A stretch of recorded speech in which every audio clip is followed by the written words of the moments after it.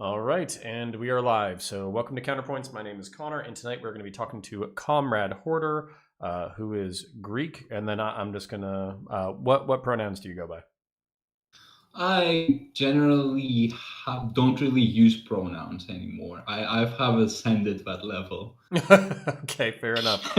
All right, well then we'll just keep it at Comrade Hoarder for now. So, Yeah, anything you want, really. I have ascended. okay. All right. Well then, how about you? Yeah. How about you walk us through some of your experiences? You contacted me. Seem to have an interesting, pretty interesting backstory, which was that you're trans. You worked in at least like the police auxiliaries for a while. You're in Yep. Greece, and then also apparently your family eats dinner at midnight. So I was kind of curious about that too. So Yeah. We eat dinner at midnight. No, that was not a mistake, a grammatical mistake in any way. okay. Um, so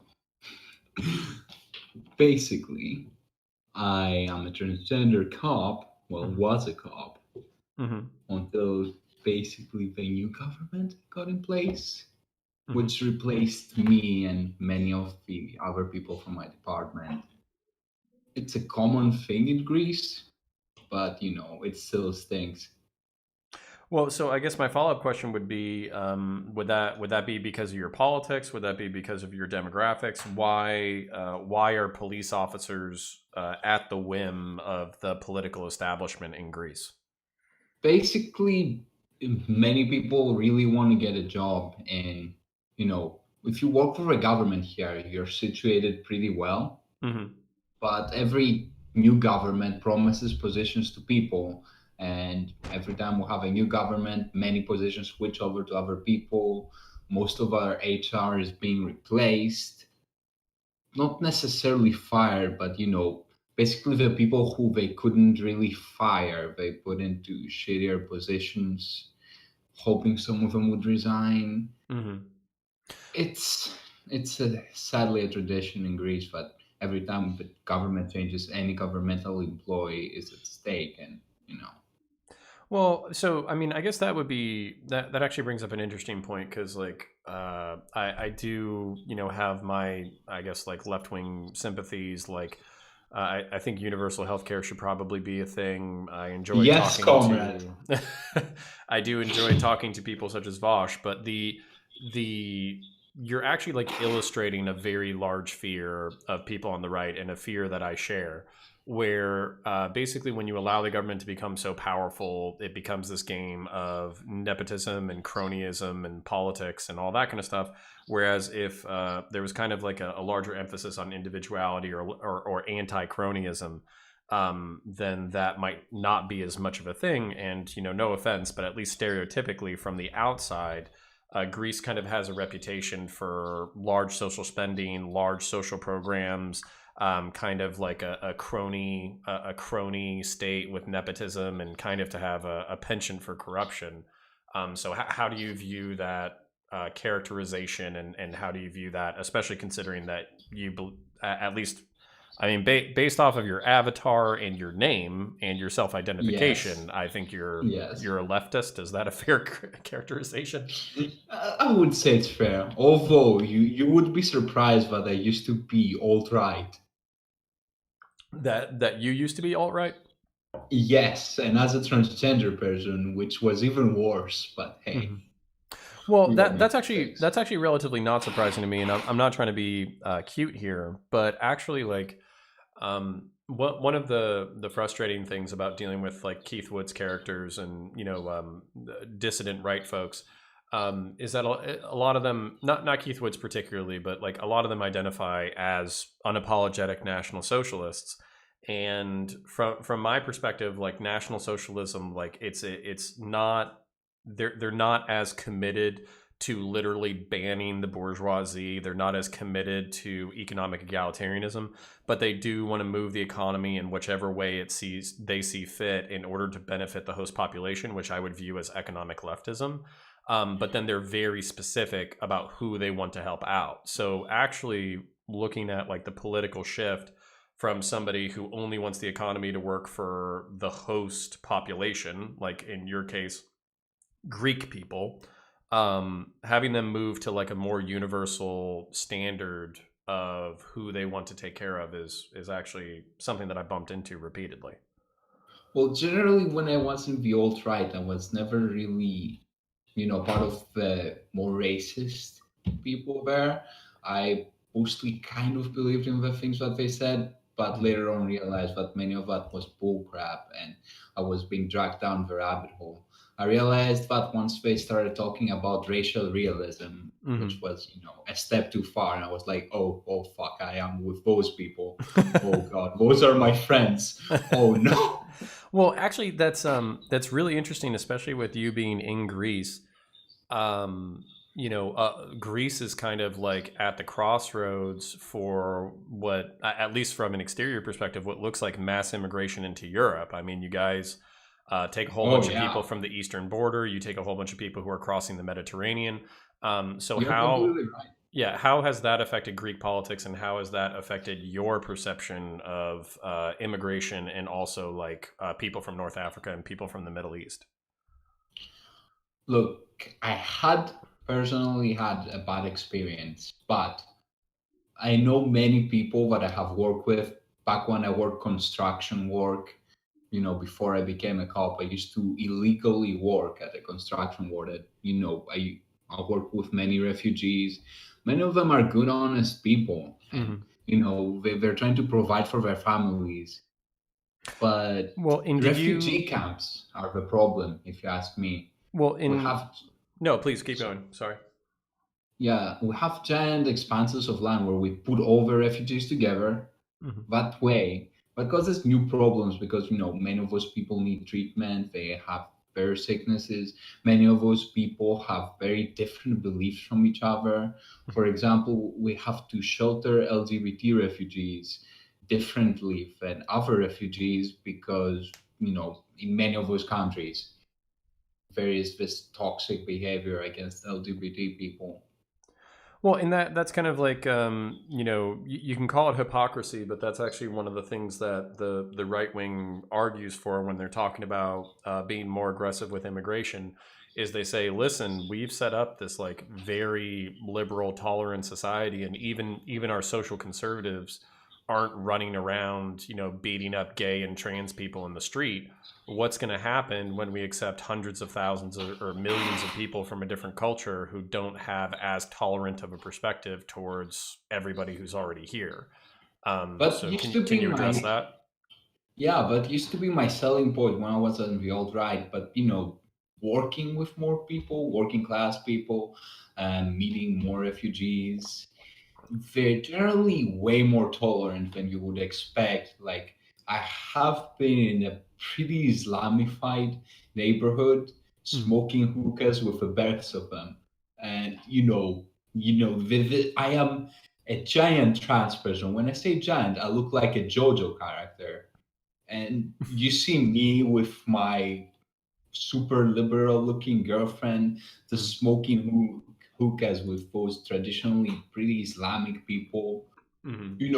We get some weird glances, but it's not like we hear outright abuse spotted at us, which is pretty good for the Mhm. situation. So you would actually say that through direct experience, you're not as alarmed as you once were. Yeah, although back when I was not this beefcake and when I was not strong, there was a refugee guy that tried to follow me home and play dirty tricks. Mm. Unluckily for him, I have a flail right next to my door, which was very intimidating. Mhm. But yeah, Well, so I guess that's kind of where folks on the distant right or the alt right would push back against you. And like I'm not trying to let me yeah, just play devil's advocate, right? Where it's like sure, you're sure. saying you're having all these positive interactions. Most people in your neighborhood are tolerant, but then also you're almost like followed home and attacked by a stranger. And the question from the dissident right or the alt right would be, why are we even taking on this risk? What do we owe these people? Why is it Europe's responsibility to take in all of the people of the world who live in shitty situations? And then also, aren't we potentially like so one, we're opening ourselves up to danger, and then two, basically these people, their homelands are a mess for a reason. You can blame Western imperialism, you can blame American interventionism, you can blame all that kind of stuff, but also at some point there is, so for instance, these other factors that we talked about where sometimes there's a cultural hostility to LGBT people. Sometimes there's a cultural hostility to people who are atheists or pagans like Hindus and Sikhs. Yeah. So why are we morally compelled to take this risk? First, we're financially compelled to take this risk. My country basically works on immigration, as in, if we didn't have migrants, most of our low-paying jobs, we have a fuck ton of jobs that are people are working, but they're not really taxed or legal. And without those jobs, well, our whole economy would instantly collapse. Okay.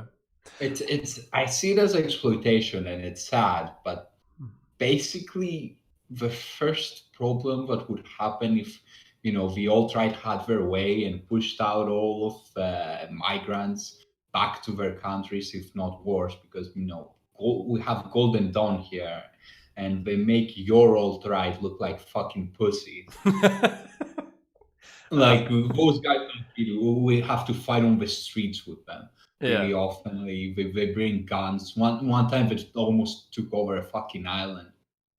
Oh Yeah, they yeah. don't fuck Was that around. recent? Pretty recent, I think. Like, what was that within the past year? I think a bit longer, but pretty close. Yeah, And it was I pretty remember seeing fucked some up. some Reddit posts where basically they were like Muslim migrants like it was either on an island and there was like a refugee camp or something like that, and then some of the migrants were getting into fights with local camps. So basically, the entire island and then other people from the Oh no, no, no, mainland. that wasn't it. But it Okay. was a recent event where Europe was trying to convince us to take in more refugees. Uh huh. And to do that, our current right wing politicians, mind you, Mm-hmm. considered appropriating a big part of an island, which, many people live there. And I would be lying if I said we have those huge fucking refugee compounds, and around them, the area gets pretty much completely butt fucked because Mm-hmm. you're bringing those people, they're poor, they can't easily find a job, Mm-hmm. and it causes lots of distraction. And I have a counterpoint on how we would fix that, which would be essentially, instead of putting them all in a camp, we make some more social benefits programs, which we have already a lot, and I'm grateful for that. But we make more programs, we put them separate from each other, we're more friendly to them. Mm-hmm. So we integrate them into our culture and into Western culture in general. And then we'll have more refugees that are willing to help with our goals. And basically, they support our whole economy. So it's not a good idea to fuck with them. Well, and then again, bear in mind while I'm parroting these talking points, it's because I want you to address them, not necessarily because I'm trying to like, oh, every Muslim Oh, I immigrant got is you. a Yeah. piece of shit, Yeah. and you should deport them all, and all that kind of stuff. Most of them are good people, but there are loud minorities that Mm, do extremely shitty stuff. And I'm not going to stand on a pedestal and say, oh, we should tolerate other religions. No, mm, I don't like fucking Islam. I okay. hate them as much as I hate the old writers, I hate the Nazis. Hmm. And, if we could generally control Islam and make it less radical, basically make it more milquetoast like Christianity is right now, I Hmm. believe that would be a great development and a Well, cause to fight over. so that's a really interesting perspective because I think that's one of the challenges from I probably identify as a civic nationalist, basically meaning that I don't really care what your personal beliefs are. You can be a flat earther, you can be a Muslim, you can be a Christian, you can be whatever. But as long as we all agree to these like fundamental rules that everybody can express their opinion, everybody can express their conscience, without interference from the government. People have the right to defend themselves. So, for instance, let's say that that gentleman, I know this is different than a European perspective, but that let's say that person followed you into your house and tried to physically attack you. If you had killed that person in self defense, then I think you should face no legal repercussions. And not only that, you should have the physical ability to do that. Basically, meaning like Yeah, whether that means like guns for personal defense or I agree with pepper that. spray or tasers. And then also my fear, and this is maybe where we disagree, is I would always want a limited government. I would always want a government set up in a Republican style where there's firm rules. And I guess when I'm hearing you describe Greece in general, I hear a lot of the things that I'm afraid of, and I hear a lot of the things that the right wing is afraid of, where basically because the government is so powerful, you have a whole bunch of cronyism as far as governmental appointments. The fact that a police officer can be hired or fired depending on the local government is kind of insane, considering how Oh, it's worse challenging than the that. job is.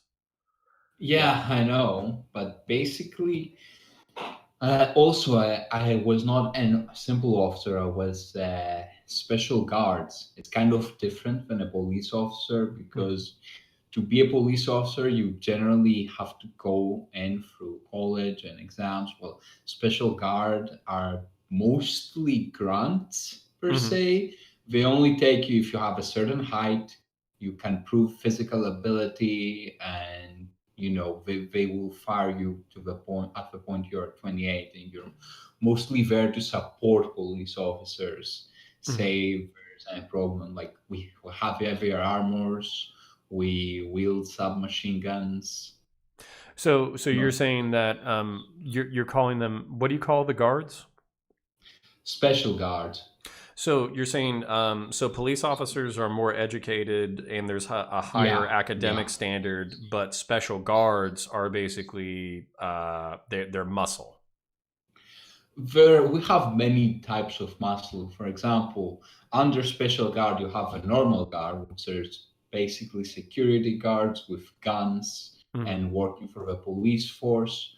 Then under that we have riot police, Hmm. which you know basically not always the best, although I have worked with them. Under that we have police dogs, and under that we have the it's hard to describe this. Hmm. How do you call your local watch? Essentially, think your local watch Yeah, with we have neighborhood watch, actual, but those are like private yeah, citizens. yeah. Think of neighborhood watch, but with actual authority. Hmm. Well, and then I And guess that's my other question is like, this sounds like a pretty convoluted structure. Are these volunteer positions? Are these full time positions? Are these private jobs? Are these public jobs? What are these? well, well, if you are basically, wait, I'm trying to collect my thinking here. Yeah, no problem. So yeah, if you're working for your watch, you're basically working only for the county. You're not really working for the government, but Hmm. you're afforded some privileges that police would have. Okay. Um, in the other positions, you're working for the government first and then for the county. Well, so for instance, like with the county, you were talking about this kind of like political purge that happened when the Yeah, new government seized power. yeah. Was this political purge? Did it affect people who were employed by the county more, or did it affect people who were working for the government more? Generally, to the places where the county has changed Mhm. officials. For example, if we have a new mayor, they're going to put their own people and family nepotistically in power. As cops, as Not people with, exactly cops. yeah. They're basically neighborhood watch with Hmm. authority. Like actual police officers cough at them. We don't really like them. Okay. Like recently in the coronavirus, they fucking detained an old man, but didn't write the exact papers that you needed to go outside, Hmm. and they put taxes on him, which was pretty shitty of them. Like sometimes we don't really understand the concepts behind law enforcement. Hmm. they just know how to enforce few laws and not very well. Yeah, that's actually kind of crazy because I don't know how Greek cops or Greek law enforcement is perceived in Greece or in Europe in general, but from an exterior perspective, this sounds like incredibly convoluted. And I'm saying this from like Americans who everybody's Oh, we are criticizing us brutal. because we're killing the shit out of people, but Oh, you think you guys are killing people? yeah. Good fucking joke. We are brutal. Have you ever seen a riot here? Well, There I've have I've been, seen some people get their yeah, I've seen some people get their shit stomped in. I've definitely seen that. yeah. The generally riot police is gonna stomp the fuck out of you if Hmm. you so much as twink your dick at them. Yeah. Well, I know some It's American cops would sign up for that shit.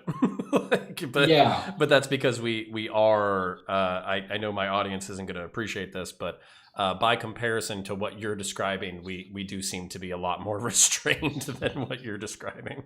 depends on your rank mostly. Like Yeah. there are all the grand positions, Hmm. which I belong in one of those. And I'm not always proud for the things that we do, although I think I have helped situations to be less bad for the average person. And No, I identify with that a lot. There was a lot of times when I was in a law enforcement situation where I knew that we were making things worse, but yeah, exactly. all I could really do was trying to intervene on behalf of the person who we were fucking up and try to make it as minimally damaging physically, emotionally, financially as possible. But that's really all I was able to do. I was never able to Yeah, stop the train of institutional power and arrest, but I was able to make it mildly less unpleasant and less painful, and that's all I yeah. was able to do. We perfectly agree on that, and I believe it's a big part of policing. It's something that we should do, and we should discuss with our coworkers to also do the same. Hmm. Try to protect people from when the system is doing something that's pretty rotten.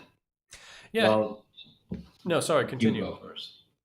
Well. Well, I believe that we need to have a system.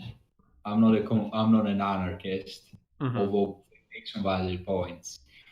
I don't believe it's the certain system that we have right now. I believe in many cases they send us out there to do their bidding, keep the people that are upper middle class and up better, while we do the grunt work. We abuse people, and you know, many times our brothers and sisters in blue die for such stupid causes such as this. Like they send us on calls just to oppress people in a certain circumstance, and people rightfully rebel, and we get killed, and I feel like that's a problem of the system. They're Well. fucking cops over. Yeah. So I guess my follow up question on that is,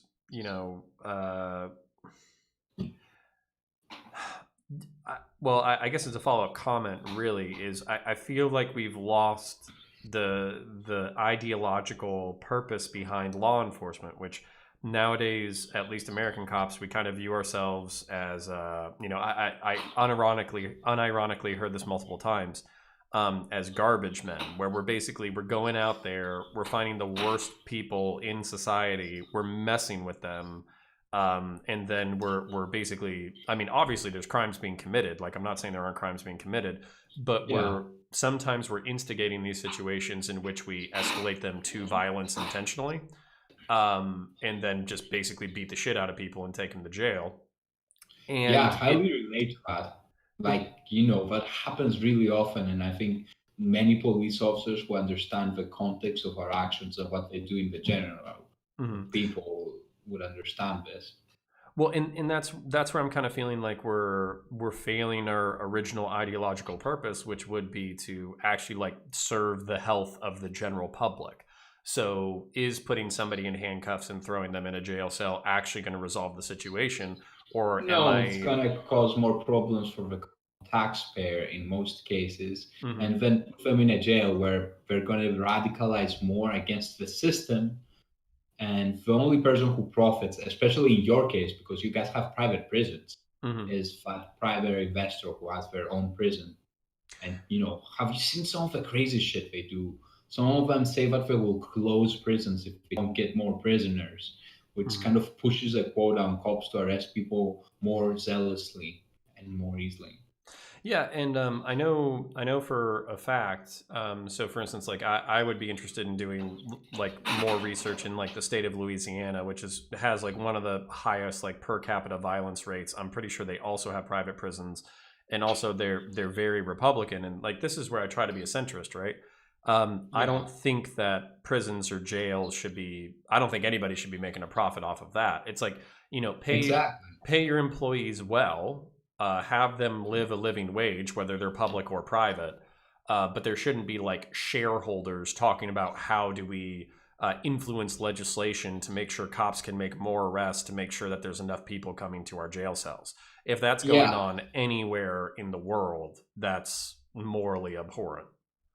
exactly. And that's where I think our argument starts is that I believe while big government can be bad, Mhm. I also believe corporations can really fuck you over. Like if you have a smaller government, corporations can take such positions, essentially waver around the legal windows that you allow them to go through, Mhm. and not have to pay taxes, make life harder for their employees, dodge various violations they would do, and generally that's my biggest concern with what you're calling a smaller government. Yeah, I get frustrated with libertarians because libertarians in America has mostly started to mean a narco-capitalist, meaning they don't believe in taxation at all. They don't believe in government at all.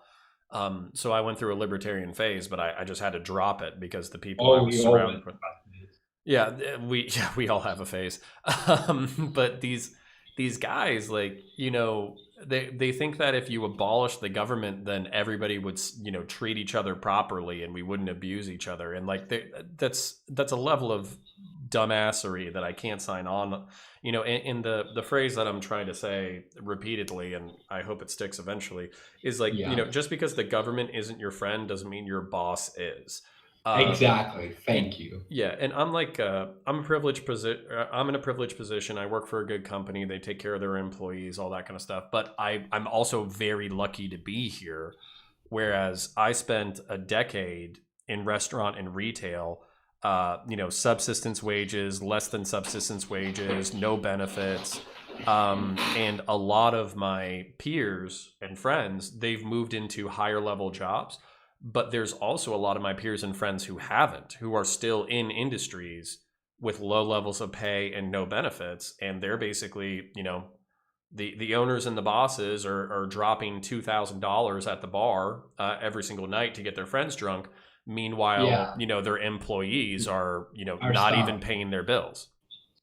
Yeah, I can relate to that. Like before I became a cop, I used to like work construction is legal, as I said, and that's one of the low paying positions. Like many people here don't have a job, so they have Mhm. to work illegally, and we get paid shit. Like, there are times that I have seen people in illegal construction almost break their back or get damaged, but nobody's going to take care of medical wages there. Mhm.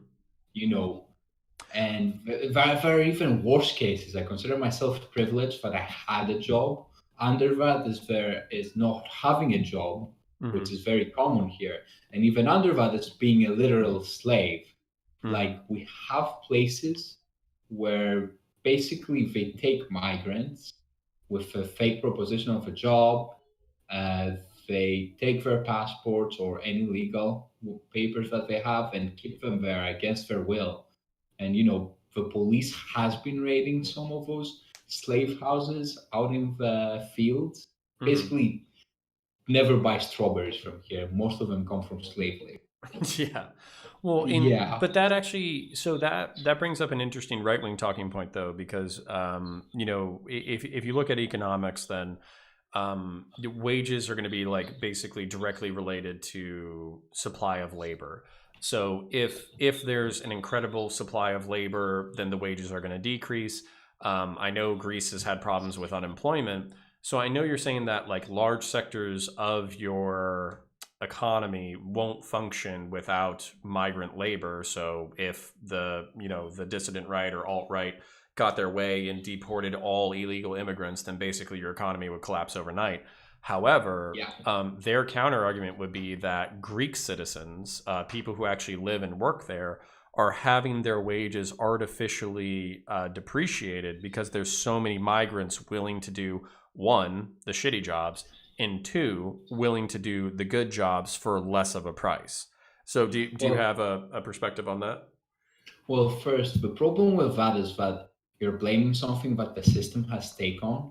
For example, our economy works with people getting paid way less than they would originally earn for that labor, and the bosses get way more money than they would make just by directing those people.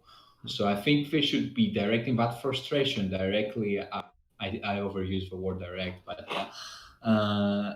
I think we should put that frustration and concern against the capitalist system itself, which is making people do that and to produce more luxury for the higher classes. We're going to take that out of the average worker or hire even people that take even less money. So, they both get to enjoy their spa while people are working in the streets under pretty hard conditions. Well, so I guess my follow-up question is, do you are you a socialist or are you a leftist in the way that you believe that the owner class or the bourgeoisie shouldn't exist at all? Look, I generally relate a lot with communists, but I don't necessarily believe we have to instantly destroy the highest classes and but we have to make a complete class equality system. I would be working more with socialists. Hmm. So for a first term, I want people to be guaranteed the basic human rights that they have. I want them to just by the principle of existing. They should probably have food, they should have water, they should have basic medication, and more extended medication, the treatment they need to survive, basically. Psychological aid, security, those are things that we say our society provides, but for many people, that's not really a thing. It doesn't really give them that. Well, okay, so let me push back from a logistical standpoint real quick then. So a lot of these services are provided by real people who need to be compensated for their time and their energy and their effort. A lot of these things are very specialized. Like, so for instance, if you were talking about healthcare with doctors and nurses, Yeah, it's actually a smaller subset of the population that is capable of doing that job competently. And I'm not saying it's impossible to create a public healthcare system that actually takes care of the population, but I'm just saying that that balance between providing incentive and actual like function, I think, is a fear for a lot of people on the right. So, for instance, let me just describe a dystopia, and of course. you can tell me why it's a straw man in a second. So, if I didn't work, I had generous benefit programs that basically took care of me while I was unemployed. If I already had universal medical and dental and vision, regardless of whether or not I was employed, if uh, my standard of living did not immediately suffer, like the what do they call it? They call it like the decommodification of essentials. So I had free shelter, cheap food or free food, government subsidized housing. Where is my incentive to work? Where is my incentive to strive? Where is my sense of like hunger and anxiety that will allow me to get up, get out of bed, and go do a job that the economy needs that I don't necessarily love? And what I'm afraid Well, of, final point, and then I promise I'll shut up. yeah, What sorry. what I'm afraid of with the decommodification of essentials is that we're going to lose that incentive to basically do unpleasant but unnecessary work. And then if the government can basically provide everything for you, then everybody is going to try to become a YouTuber and they're going to say that that's their job. Meanwhile, nobody actually does the hard and dangerous and dirty shit that makes our society function. Well, I don't think that's really a good point for the simple reason that we have lots of resources that go unmanaged. Basically, we have lots of resources going to the upper classes, a big amount that if we use without even having to take from the upper classes, we could still have for everyone to have food and the basic items. And secondly, you generally want more stuff. For example, I'm not arguing for a system to keep you happy, I'm arguing for a system to keep you alive. Mm-hmm. For example, you start off with, having a small apartment, a place to cook, and the basic essentials you need to live. But Mm-hmm. if you want to have the more fun, more nice life, if you want to buy commodities that are not necessary for your survival, or you finding a job, you generally have to work for that. Mm-hmm. Who's so I guess so for instance, like let's keep going with that model, right? Of because I agree with you that not everybody is going to want to live in public housing. Not everybody is going to want the cheapest government sponsored Yeah, food. Not everybody is going to be comfortable with in the United States it's like Cricket, I think, is like our cheapest like Walmart brand phone. Not yeah, not everybody's going to be happy with that, and on top of that there's social pressure where people want iPhones, people want nice cars, people want nice houses, people want to compete with their peers. Um, exactly. so I guess my question is, do you think that social pressure is enough to drive a mixed economy? And then my follow-up question is, if the public housing falls into disarray, let's say that you literally have pieces of shit who just surf their cell phones, their Cricket cell phones all day, eat public food, and they don't care about striving, and they let their public housing fall into disarray. Are you comfortable basically evicting or punishing those people, or do they just get to let those places fall apart? And while I'm saying this, I'm literally thinking of like public housing in the Northeast. I'm thinking of like public housing in America, where a lot of it was started with the clearest of intentions to provide people with stable housing. But what's happened is it's degraded, it's become ghettoized, and because of the poverty for people in those scenarios, they're some of the worst places to live possible. I believe we should have a strong law enforcement in those places as well. Mm-hmm. Basically, people like us are going to help those communities through the means of community policing. And, sometimes that's going to mean that, we get in there, we punish people, not in necessarily very bad ways, but Mm-hmm. it will start with a slap on the wrist and it's going to get more severe. And we're going to try to encourage people to at least do the bare minimum to keep their situation going on. Mm-hmm. Well, and I guess again, like I'm just articulating right wing fears. So my articulate or my right wing fear. Okay, so and let's also describe a scenario in which I'm perfectly comfortable with this. The Sure. scenario in which I'm perfectly comfortable with this is where automation has displaced 40 to 70% of the population, right? Where Oh, where that's really close. That's really close. Like, mm-hmm. if you think about it, we already have cars that are driving themselves, and many places in not all over the world, like not here, but I know about many places that are replacing retail jobs and many other jobs with automated functions.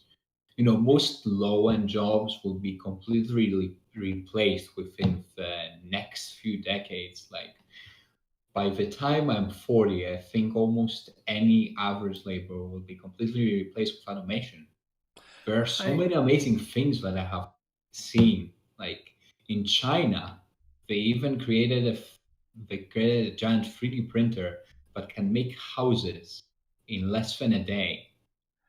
Yeah, but I'm always one, I'm always skeptical of the People's Republic of China. Two, I'm always I skeptical don't about the like them quality. either, but Like, did you see that news story where they built like a hospital in like 6 days? yeah, Yeah, I didn't. I guarantee you that place is falling the fuck apart by now. Like that shit's probably made out of fucking like pine wood. Yeah, And like it's a yeah, propaganda you're piece. right. And like I almost guarantee you the 3D printed houses too. There's probably like some asbestos or like some like plastic secondary chemical that we're going to find out gives us cancer and like all that kind of shit. So I'm always Yeah, you're not skeptical. wrong. Yeah, I'm always skeptical of that level of progress. And then also like my other thing too is like I think it's possible, but if you look back at history, we had at the turn of the 19th century, or well, I guess so that would be the 1800s. Yeah, so from the 1800s all the way up to the early 20th century. So basically from like 1850 to 1920. We went from having like 90% of the world's population engaged in agriculture to like less than 10% being engaged in agriculture. And I Yeah, I think, think the same thing is going to happen with automation right. and low But wage jobs. but I think the fear was that we were never going to have enough jobs or enough opportunities for people to engage in the economy in a meaningful way.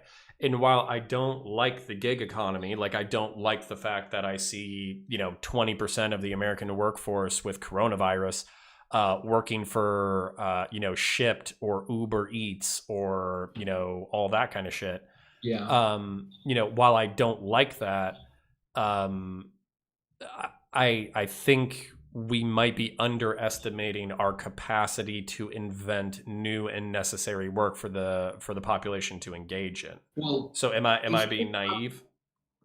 if we have such automation, why not just boost the standards of our generous living that we mentioned before? Like Mm-hmm. those are things that we can do now, but if we have complete automation, we can boost the standards of generous living. And basically what we could consider somewhat rich now would be the average, Mm-hmm. and the super rich would be considered the then rich. So people would still have an incentive to go for a higher paying position or going for something that, we won't create too many new jobs. Mm-hmm.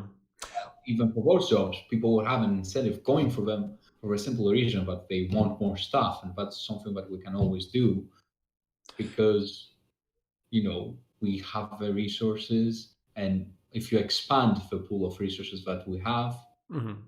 you expand the whole system. So you do have like a firm limit of what should be decommodified, right? And if I'm hearing you correctly, it's basically like food, shelter. Anything you need to survive, Mm-hmm. and if we manage to become international Mm-hmm. and a globalist society, then I believe travel, not as in the travel you go from vacation, I think it should be free for you to go to and from work at some point.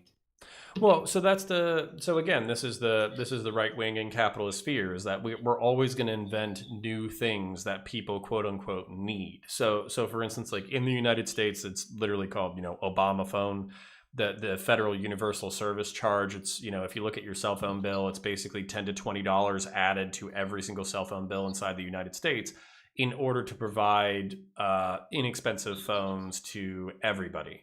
Now, I don't have a problem with the spirit or the intent of that, but there's this creep of what people quote unquote need to survive. So, we have public housing, we have cheap food, we have free or very cheap cell phones. And with you saying transportation, like, maybe public transportation, like, like trains and shit and buses and shit, that should Yeah, be cheap or basically free. that. But like I'm picturing like Democrats 30 years from now being like, in order to survive, every American needs a Tesla. Like No, that's what I'm picturing is yeah, just this ever growing and in the right wing. I'm sure you're familiar. They call it Gibbs. Give me that. It's yeah, this attitude of I'm not going to go out and work for it as aggressively as I should, and basically because it's a human necessity, it should be provided for me. And that's also like talking to some people on the dissident right still. They're basically seeing this as capitalism, and maybe not capitalism, but our technology keeps exceeding our needs, but we're transforming who we are fundamentally as human beings. So 1,000 years ago, I mean even 200 years ago, human beings needed to work 8 hours a day to provide food for themselves, and that gave their bodies challenged and minds challenged, and made them feel connected to their coworkers and connected to their family and connected to the way that they provided for themselves. They're viewing this as a spiritual crisis where, yeah, you can compensate for material deprivation through technology, but what is that doing to the human beings who are participating in this system? And I I think they would feel argue that it's really bad for the human soul for this kind of system to be commonplace. my counter privilege, my counterpoint here is that arguing the point of privilege. Mm-hmm. Sorry for the big quote marks here, but we live in a more technological society, and people tend to romanticize ages of old for the simple reason that we don't really hear stories of a common worker there, of a random peasant. We hear stories of knights Mm-hmm. in shining armors and stuff like that. My dad does that too, and he's an anarchist. And I Mm-hmm. tell him, as an anarchist, you should probably hate that era. It was pretty shitty for everyone compared to what we all have now. Mm-hmm. I think technology and all that stuff is just part of human progression. Like, we're going to give more and more things to the average person the further we evolve technologically. And we're going to have more and better chances to live a happy life and to please our alt right viewers, produce healthy offspring. Well, so I guess all right. So, and to kind of add to that, right? Like, I think, hold on. So it's Plato, Socrates, and Aristotle, right? So one second, Yeah, I need to cough. So, I think Plato literally did not believe in writing because he thought that it made you mentally lazy and that you would have no need for memory if you wrote everything down. And so that's kind of what I'm reminded of, where it's like political and spiritual. I actually talked about this with Faraday the other day. Faraday speaks. It's basically like technological, spiritual, and social Ludditism, and by that I just mean like they don't want to see the progression because they're afraid of what it's going to do to the human soul. They look at what's happened over the past like 50 years, and they're basically scared of what's coming around the corner. But then also, I don't see a whole lot of these people, volunteering to go be Amish. Like they're not giving up their very. smartphones to go Yeah, back to work the land and have monogamous sex with yeah. German Pennsylvania Dutch people in But in Pennsylvania. So like I don't like I hear all this like fear and anxiety, and I understand it, but I also don't see a lot of people really. A lot of these people making these arguments are actually like white collar. Like they yeah, spend their days like me in front of a computer screen typing away, serving the corporate establishment so we can have good lives. exactly. But they're talking about Yeah, how we all need to return to nature and start working the land again, and it's like I don't know, like I I would. think this is really romanticizing the old age. If you take those people and put them to live in those conditions, they wouldn't be happy about it. And this argument could be made I like I at think. any point in history. Like the first time we had fire and we started cooking food, a caveman could say to another caveman that, "Oh, you shouldn't be using that fire. It makes you soft." Yeah. Well, the real caveman, raw from the Yeah, you should carcass. be eating it raw from you should be eating it while it's Yes. still beating. You shouldn't be eating that old food. Yeah, Yeah. that's And the thing with that is that if he keeps eating it raw, he's probably gonna die before the other person that used the fire. And that's how technology works with situations like that. Like, yeah, I can relate to those problems, although I can't say I do because in many cases I'm a technocrat, but I have felt it. Like I enjoy survivalism. Well, when I could afford it, I enjoyed going out into the wilds and going for a few days without rations or anything, just finding food around. mhm. It's a fun thing, but Well, and that's where you're bringing up a good point that I think is super fucking funny because like I went camping as a teenager. I know how to shoot guns. Like I was in the military. I was a cop. So if you're talking about like Yeah, these rough and tumble professions that actually like demand of you very interesting emotional, physiological, and psychological things, like I've been there and done that, and I was able to find those challenges even in our weak, soft, highly technological society. I was able to find these challenges that these people talk about. But like, but I wouldn't want to do it every day. And that's the same thing. exactly. Yeah. Yeah, Yeah. So it's like, like go out on your adventure, go camping, but I don't want to live in the fucking woods because it makes me a better person, you know? the same way, I have experienced shootouts, and I have a tendency to enjoy violence without enjoying people suffering Mm-hmm. from said. When I think of a shootout, I just think of the excitement about what's going through, and I Mm-hmm. don't think about how many of those times the bullet could be like slightly on the other side and just fucking hit me in the head and kill me instantly. Mm-hmm. You Well, know, I mean, you'd be you lucky if you got hit in the head. I mean, there's plenty of people who don't get hit in the head, and that doesn't look like a good way to go out. And that's yeah. that's something too. Like maybe from my perspective too is From my there. perspective, Mm-hmm. healthcare, like in the USA, I used to date.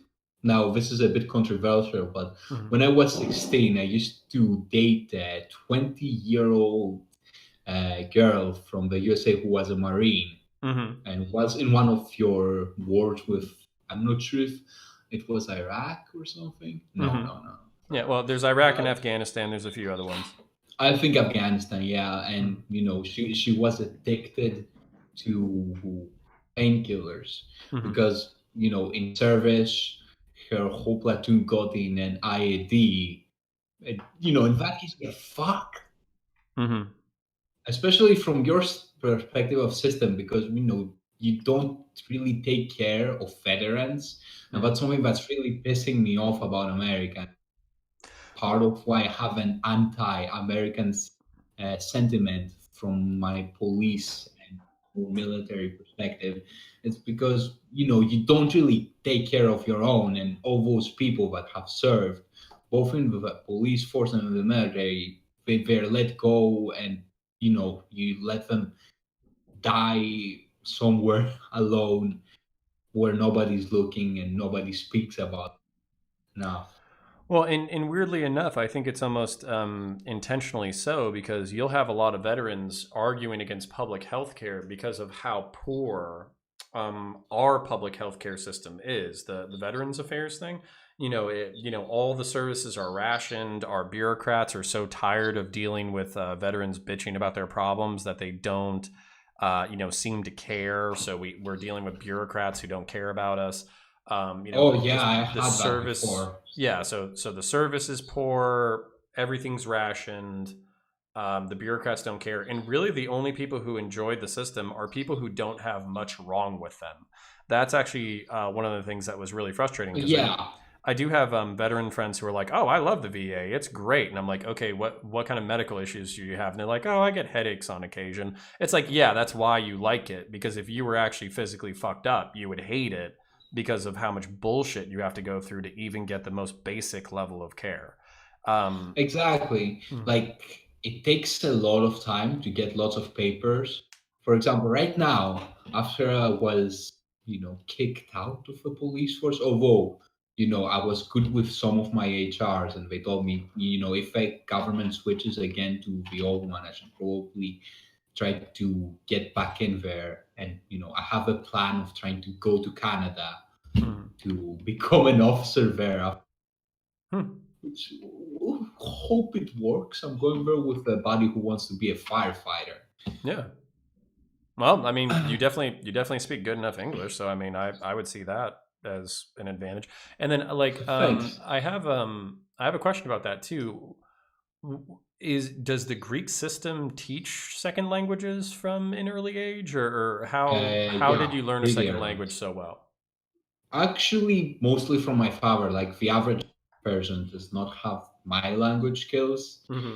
My father was taught in a British school, but Hmm. as my dumb rebellion, I have adopted American accent.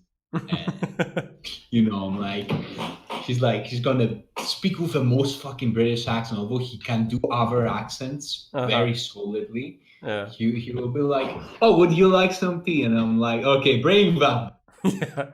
Well, I noticed that too because when I talk with Southerners, I have a Southern accent. When I talk with Northerners, I have a Northern accent. When I talk with British people, like I'll start because I went to European school, so I dealt with a lot of British people. So I'll speak with like an English accent, and it's funny how much variation you can get just in a single language. But that's really cool.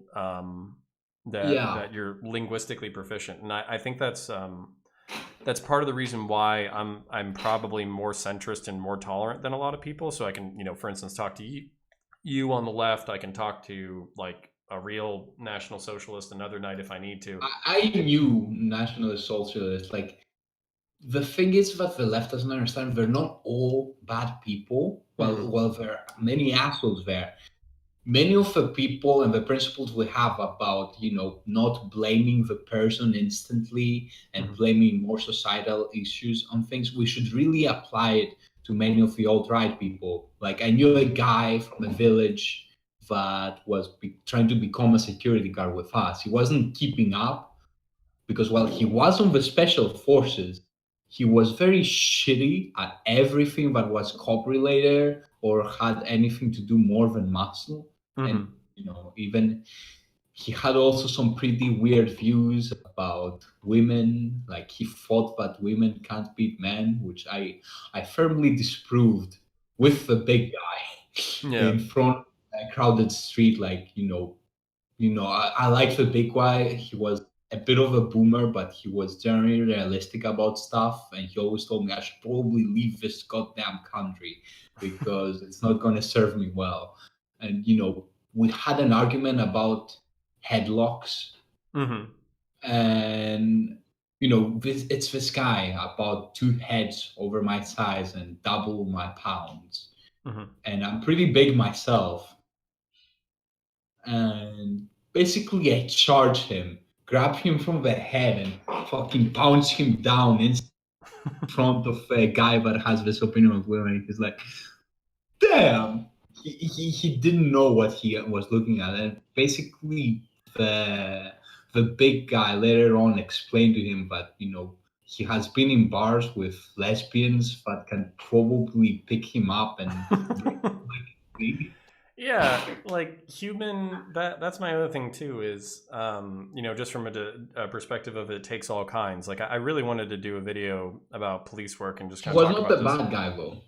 Well, but my point being that like everybody brings something to the table. So if you have a female cop, even if she's smaller, but she can talk to people really well, that's better than having a guy who's bigger and stronger, but he can't fight and he doesn't know how to talk to people. In So that. my case, it was kind of the opposite. Mm-hmm. I was a special guard. I am a JoJo character to a certain extent. Do you know the reference? Do you get I the? don't, but I googled JoJo and it looks like an anime. Yeah, And then, yeah, are you saying JoJo character? Because I think I saw Vosh talk about it. Were there like these really big, muscly women? yeah. Not. I look like a character from Part Five, which is the more moderately muscled people, Okay. but they're still pretty ripped. I knew a gay cop that looked like Part One, which it was this fucking giant guy when he just. This was before I was even in the police force. Like, he was trying to mentor me inside, and you see this guy getting off his motorcycle, this giant gay dude. He's like menacing.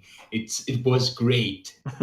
And Well, and although he that's. got a lot of flack from HR because he was a lieutenant, Mhm. and he had one picture where he was kissing with his boyfriend at the time, Mhm. and it was under the Greek flag. And he got a fuck ton of flack from people from that. Although he is a public figure at this point, I think he spoke at TEDx at some point. Well, yeah, and I mean that's actually kind of similar to the United States too, where cops and soldiers and Marines, they can have social media, but they're not supposed to post in uniform or post anything He was about not the even in country. uniform. Mm-hmm. That's the thing. Like, if he was in uniform, kind of justified flag, not really, because we should have more freedom for our officers to show things like that. Mm-hmm. He wasn't really harming anybody, and that's a pretty nationalist thing. Mm-hmm. If you think about it, think like Well, okay, so hold on. What JoJo character should I Google so I know what you look like? anybody from season, JoJo especially the cop one. season, which one? Yeah, JoJo season 5, 5. especially the ex-cop one. The one with the long white hair. Okay. Yeah, I'm not as familiar with oh, okay. Yeah. Nice. Yeah, yeah. Got it. Yeah, I'm not as Close to that, but I have more curves since I started hormones. I have a more feminine body, hmm. and I also have titties, kind of small ones. I try, Well, but yeah. so how is that viewed in Greek society, I guess? And because I mean, I know over here, America, it depends on who you ask. If you ask our alt-right, it's a small minority and we need to, push them back into the fringes of society and all that kind of stuff. And then if you ask the left, basically anybody who is LGBT is lionized for their bravery and all that kind of stuff. Like how is it viewed in Greek society? Well, sometimes surprisingly well, or the fact that I'm white and as a JoJo looking character, I can also kind of pass as an effeminate guy, a very effeminate and point guy. Mm-hmm. But generally, I didn't have much flack from people for that, although in most discussions, people consider me a pretty agreeable person. Mm-hmm. And, for some reason, people from all parts of the spectrum, even, the more right leaning people seem to like me for some reason. I don't get why, but they always do. Well, I mean, just from speaking to you, just a generalization, I would just say it's because you're coherent and you communicate yourself well. So even if they viscerally disagree with you, then at least they're not dealing with somebody who feels like is dodging questions or answers or feels like it's being dishonest. I know I had a conversation with a few dissident right people over the past couple of weeks, and I was like genuinely not trying to be dishonest, but because I had a more centristy perspective, and then also I would like ask them about the memes and kind of like about the darker jokes and all that kind of stuff. They basically saw that as me like constantly trying to put them in this box, and I really wasn't. I was literally trying to give them the feedback of the way I perceived them, and they felt like I was attacking them. And so it's kind of hard to communicate with people like that when they're already walking into a conversation on the defensive. I can kind of understand that, but after the whole social justice passed Mm. and people stop making fun of social justice people, it proved that the alt right was pretty, they get triggered more easy. It Mm. was part of the reason why I left. Is many of them don't really seem to care about power as much as I used to back then, Mm. and they care more about alt-rightish feelings Mm. to an extent, like I'm trying to make them understand that we want more power. More power comes by including more people into your plan. So if we have more people working for us, we can crush the oppositions better. But that wouldn't go through their heads, or they would say some pretty sexist shit in Mm. many cases. I'm trying to explain this concept that inclusivity is a great fucking strength. You can crush people with it. You can Mm. use it as a hammer, but they wouldn't budge.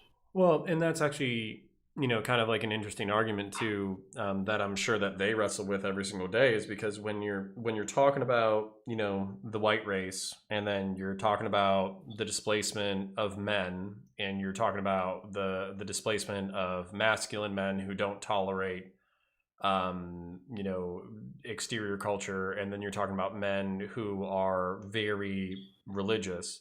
You're talking about like an increasingly smaller pool of people from whom you can recruit. And I think, Also, mhm. No, also please go most ahead. people don't have to go with that way. Like, I believe since we changed what it means to be feminine, Hmm. although I'm more of a gender abolitionist in a certain way, which okay, you I can see the jokes in the comments about the about the JoJo transgender cop that is a gender abolitionist. I can see the memes here. Hmm. I believe we should give being a dude a new context and give them more freedom with what they can do in a societal sense. Like, being a girl lets you do many more things, Hmm. but would be considered weird as a dude than the opposite. Like, there's a very strict idea of masculinity, if you ask me, and Hmm. many people don't seem to fit that, and they're not even necessarily transgender. Like, many of Oh those yeah. people don't really feel like they're the opposite gender. They don't feel like they don't have the feeling that they're even gay, they can be straight, but they Well, want to experience things that femininity would let you experience in a societal sense. And for that reason, many of those people tend to be ostracized, which is kind of bad. It's like we need to give a new sense to what masculinity is or can be. And I think Jojo is doing that pretty great well, in apparently a I very need to good watch way. JoJo so I get more references. Yes, you But do. um, Yes, you do. well, the point being, at least from my perspective too, is that like I was actually very surprised, kind of when I would say probably from the time I was like 15 to the time I was like 30, I really didn't indulge in my more nerdy side or my more nerdy habits, because not that I was like afraid of exterior judgment, but just like my priority was more to focus on these like more traditionally masculine pursuits. And then when I turned 30, I was like, you know what? Like, I'm already halfway to a third through my life. If I don't start enjoying the things that I enjoy, then I'm never going to. So, Yeah. I started indulging in more nerdy hobbies. And what I actually found was that, like, most guys had nerdy hobbies, whether that was, anime, tabletop video games in general, like all these different things. And they kind of had like suppressed their more nerdy side because they felt like they always had to be, strong and the go-to person, and like they couldn't indulge in their habits because basically there were exterior expectations on them. And what I found was like, just by kind of like reassuring them, it's like, just because you play video games doesn't mean that you're less of a man. Just because you play tabletop video Yeah. games doesn't mean you're less of a man. Just because you like anime doesn't mean you're less of a man. Yeah. You can still, and that's actually one of the things that I would challenge. Like, so for instance, let's say that we have some dissident right or alt right people describing all of these habits as degenerate. What I would say is you as a human being should be complex enough that you can, play video games and play tabletop and play Dungeons and Dragons or whatever nerdy shit you want to do, and I then. would take it even further and let's say that, I know people that are completely straight Mhm. and they like to do drag shows. Well, I think the dissident right would have some questions. Yeah, So- they would. I had some questions. They're, they're completely straight. We uh, also from trans people because, they call them transgenders, but those people just want to dress in drag once hobby. Why stop them? They I want to be beautiful princesses yeah, once in a while. I feel some eyebrows shooting up. So, Yeah, I know, but but just to finish the point is that you can indulge in what they would probably view as these like degenerate hobbies, but as long as you can also flip the switch and handle your responsibilities and be a man and be yeah, responsible and manage your affairs. And I mean, I hate to always put it in contexts of violence, but I think masculinity and violence are pretty firmly intertwined. I um, don't think so necessarily. Like, I know many girls that are pretty capable of doing violence, and way better extent than many men are. Yeah, but that's where I'm saying, like, from a stereotypical or cultural or social standpoint, masculinity and violence are pretty well intertwined. So what I would say is that human beings are supposed to be complex. So for instance, if you know some tough gals, who can throw on a dress and 4-inch heels, but they can still go be cops and fight on a day-to-day basis, Generally, you then should not wear heels when you're fighting, no matter who you are, because but you're only gonna break your. But right. if you wear the right equipment for Right. fighting, Right. you will be good at But fighting. I'm saying those gals can throw on 4-inch heels, or they can throw on combat boots. And then same thing for the Sweat guys, boots. where they can indulge in video games, but Yeah, also if they need to throw down, they can throw down. Like that. That's where I would actually see, like, kind of the cooler parts of being human is not being this like archetype or stereotype of what it is to be a man, or because what it's it is very to be a human complex. being. Yeah, be complex, be weird, have your interests, follow your inner voice for what you want. And then as long as you're not hurting yourself or hurting other people, then I would hope that that would be a fruitful pursuit. I feel like, how can I say this? Well, basically, I can relate to you in the sense, back before I started transitioning, and when I was actually alt right, I wanted to be this trad wife, this ultimate traditional woman, Mhm. which was very ironic in a sense. You But wanted to become a trad wife, or you wanted a trad yes, wife? I wanted to become a trad wife, Wow. not become my trad wife or somebody else's trad. Yeah. But you know, I had to denounce many things I liked before, which seemed too masculine, in quote marks, or my constant need for violence, which it's a thing, although I don't like people suffering. Hmm. I might be a violent person by nature and enjoy violence a lot, but I don't enjoy when people are hurt by that violence, Hmm. Well, so especially so if it's. I got a question about transition. So I know there's social transition, and then I know there's actually like hormonal transition. Have you begun hormonal transition? Hormonal transition, yeah, and that's I was pretty happy with the effects and dysphoria and So how many months are you into that transition? about 2 years, I Hmm. think. Although I never tried to change my voice, kind of, you know, I am this big buff girl, Hmm. and many people are gonna say "ma'am," but when I'm like, "What's up?" and then they're like, "Oh, I mean, sir, I mean, ma'am." I had that confusion happen. I Well, kind of enjoy it, and hmm. I don't want to change my voice to be a more feminine voice, or Hmm. I find that kind of bullshit. Yeah. Well, so wait, is that why you kind of joked earlier that like you've ascended because you've moved past the expectations? Generally, yeah, I have moved past the expectation. Also, I'm not your typical trans person. Hmm. Like, after, while I had a very strong sense discomfort with my body before, like when I started taking hormones, everything changed. Hmm. I stopped feeling depressed. I became way more content with my life. I didn't feel the sense of hatred for my body. And I also started getting way more buff, which is great. There's this misconception hormones will make you weaker. No, that's usually for surgeries if you have too many of them. Hmm. If you do hormones of either gender, they're gonna boost the fuck out of you. Like, since I started them, I have noticed myself casually lifting big objects, and since I started, exercising, I became this giant thing. But it feels great.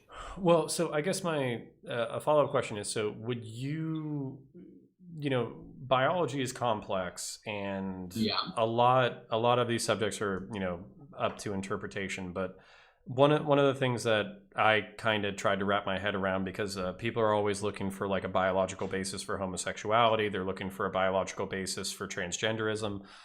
They're looking for a scientific explanation so they can explain the social phenomena.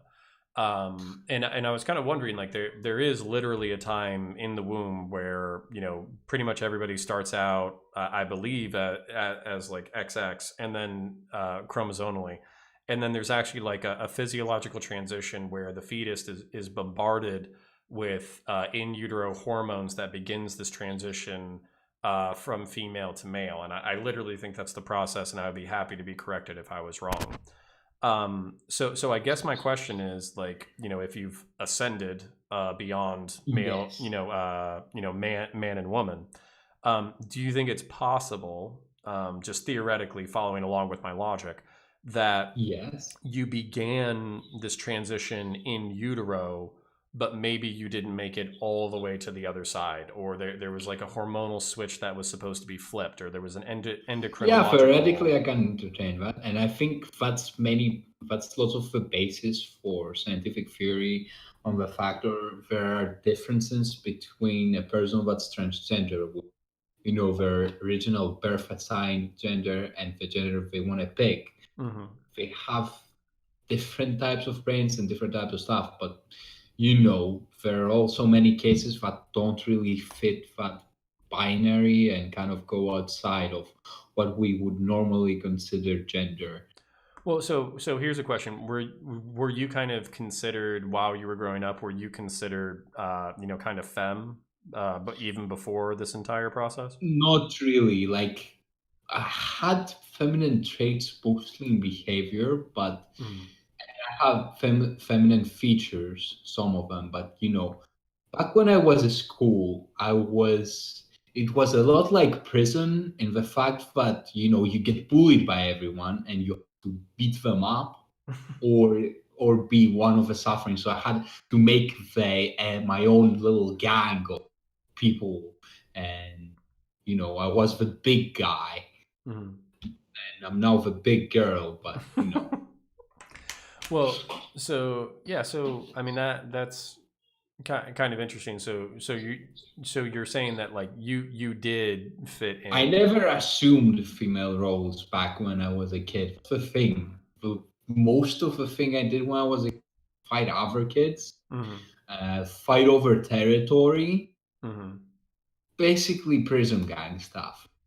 Well, yeah, and I mean, I think most people can identify with kind of like the clique nature of public school or school in general, and kind of being so socially at the whim of other people who are Yeah, stronger or smarter than you. So having to find your social role in your social clique in order to kind of defend yourself from a social perspective. I think a lot of people can identify with that.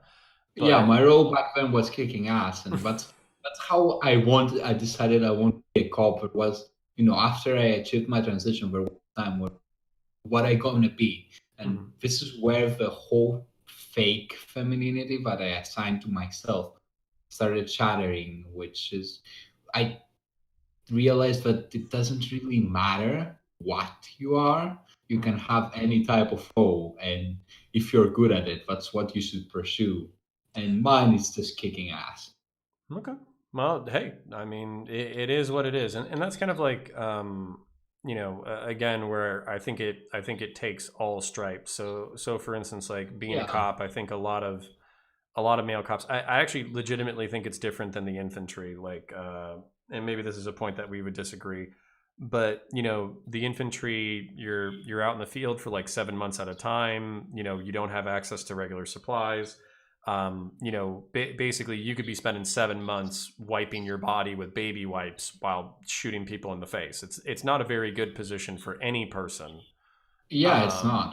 But but you do it because you like doing that position. mhm. Do it because Well, in generally, if anybody told me that they want to be a cop because they get paid, I would first fucking tell them, but buddy, we really don't get paid well. And secondly, I'll tell them that you shouldn't be in this position if you don't like doing the job and mhm. going through with all it carries. You need to go above and beyond, and if you don't, you're gonna be a shitty cop.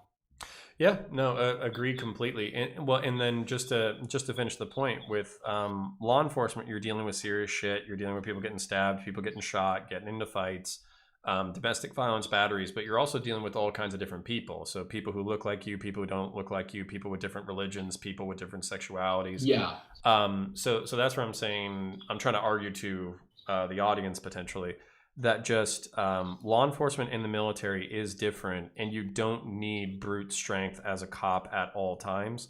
You really do need Yeah. a higher social intelligence to Yeah, interact with that's a people. big part of being a cop. Yeah. Part of why I decided being a cop, and I don't want to be permanently in the military, although I wanted, once I get to Canada, I want to do some service fair in the military. Is that I also do well with people, Mhm. surprisingly, with, everyone. I can find common ground to work upon and make even the most, that kind of Nazi dude, he still liked me because I was a cool person and I did well in our class for security shit. Yeah, and that's an interesting point too, because I find that I'm kind of won over by the anecdotes of my life. So a lot of the American nationalist and American National Socialist crowd, they don't think that exterior people can be integrated into our culture. And kind of Americanized to the point that they are as interchangeable as European Americans. But serving in the military, I mean, I served with a Cambodian, a Peruvian, a mixed race guy, plenty of Mexicans, plenty of, Yeah. Caribbean blacks, Northeastern blacks, Southern blacks. So there was all different kinds of people, and we had all been like put into a very similarly challenging experience. So And those are your comrades. Like, Mhm. those are the probably go to extreme lengths to protect and even die with if that's what it takes. And it's hard to leave that perspective after you're already in such a position. You know, Well, even and that's what I was going to say is having, I think even I would be kind of challenged personally by working with a transgender cop and kind of wondering like, how are we going to fit into the role? How are we going to deal with people who are bigoted? If they're not socially smart, are they going to get us into fights that we don't need to be into? But those are also questions that I would have of almost any cop. yeah, And if anything, it wouldn't be the fact that I had a transgender cop that would be my fear. It would be the reaction of the general of the public people. to a transgender cop that I would I be more can worried about. understand that to a certain extent, that in certain neighborhoods you wouldn't want to go with a transgender cop, but in certain other neighborhoods you would. Hmm. Well, and that's actually the next point I was going to bring up. But it's like when dealing with runaway LGBT teens or dealing with the LGBT community at a community center Yeah, I'm or saying to do any of that. that stuff, there's a distinct advantage of having a member of the police force as a representative from that community, and Yeah, that's a very frustrating thing too when people talk about like only certain people should be cops. It's like, no, we pretty much need a representative from every single kind of person that exists. exactly. Thank you. Like, we want to be the most diverse cast because we can control it and do community policing way better if we have a representative from everybody, because we can set for more specific situations Hmm. and help people understand by working with them. And even if it's not necessarily for their interest, but we have some kind of understanding of them and what they want, and but we're not just going to tremble them more than we need to accomplish. Hmm. No, I to kind of speak further to that point, like it was really frustrating as a police officer and just kind of being like a boring milk toast white guy, and then to walk into the traditionally black neighborhood and have people who would refuse to talk to you almost for any Yeah, reason because of who you are and what you do.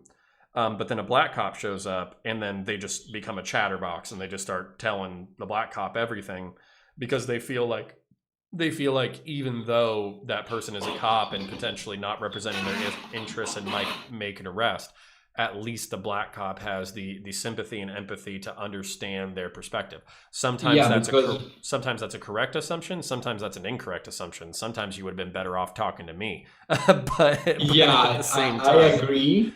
in the same way that, when if I make it to the police force in Canada, I generally know the Greek community there, and I know that they're really backwards, Hmm. so they would be really well off. Oh, a And lot. they're not gonna like me, and I'm put up fists with them, just fucking take off my badge. I'm like, oh yeah, let's fucking fight out, bring it. Yeah, it's funny how like those scenarios that kind of seem pulled out of movies. Like I don't know if it's because they exist in the movies and then we see the movies and then we're like, yeah, that's the way it should be. Does Or life imitate art, or art? No, so there are way too bizarre situations to be if uh-huh. you're a cop or if you're a soldier. In many of those positions where you interact with people in non-optimal conditions, Mhm. you will always witness some really bizarre situations. You'll have to take it in, just enjoy the whole weirdness and Mhm. craziness of it all. And it's great. It's part of why I love being a cop. You always get presented with something new. Yeah, and that was the interesting thing about the job when I first started. I did about 4 years, but like the first year, I was like, I am literally going to the craziest shit in the world, and then writing like I'm either arresting people or not arresting people, and then I'm writing a book report about it. This is the craziest Yeah, fucking job ever. So yeah, no, so I love it. fucking. Well, It has I its I still sorry. have time, but I want to be respectful to your family. Do you have dinner now, or do you still have time? I can probably delay for just a bit longer. So if you want to get any points quickly out of here, I Mhm. suggest you fire them before I have to go. Well, actually, I was gonna do the opposite to you. I was gonna ask you if you had anything else that you wanted to talk about before leaving. I think I covered many of the stuff I wanted, and you know, if I didn't, I think I could elaborate on the say that we could provide housing separately from those, put them in houses far up, make Mhm. integrate them more into our culture, so there is not this ghettoization of Mhm. immigrants, and they don't get forced into positions where they have to do shitty stuff. And they more quicker are gonna to enjoy our culture. Also, this is my very hot take, and many other liberals are not going to enjoy, or generally many other left going Mhm. to enjoy. Is that I believe that when you go to a place and start a war with them, like America did, you shouldn't just be doing it to take their stuff. You should be invading. And I believe those people would be better off if you guys invaded and slowly made them, I don't know, a fucking 51st state of America. I Yeah, think you mentioned that about Mexico, and yeah. I'm not sure if you were being ironic, but I can Uh, see this kind of working. yeah, little bit of A, little bit of B, and I kind of wanted to point this out in another video. If you asked anybody in 1944, can you ever see the Japanese and the Americans getting along? The answer would be No. no. And if you asked anybody in 1944, 1945, can you see Germany and the United States, getting along, or Nazi Germany specifically?